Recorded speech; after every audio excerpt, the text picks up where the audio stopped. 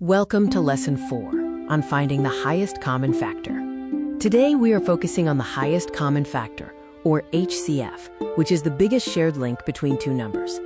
Our learning journey will take us through 3 steps to find the HCF of two numbers under 100. We will list all factors, identify common factors, and finally spot the highest common factor.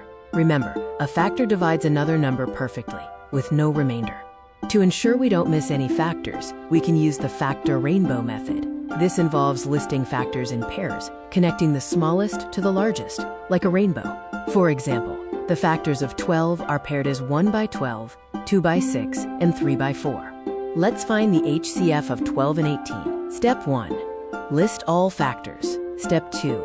Find the common factors, which are 1, 2, 3, and 6. Step 3. Pick the biggest, which is 6. So the HCF of 12 and 18 is 6. Why do we need the HCF? Imagine tiling a floor or cutting ribbon. The HCF helps us find the largest possible equal size for our tiles or ribbon pieces without wasting any material. Think about how this applies to different scenarios. Let's try one together. Find the HCF of 20 and 30.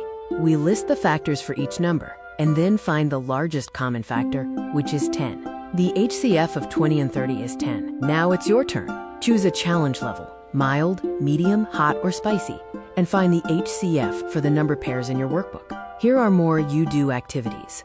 Choose from the 3 difficulty levels, red, yellow, or green, and solve for the HCF for each set of numbers. Check your work with the answers provided for the you-do activities. Make sure to review any you got incorrect.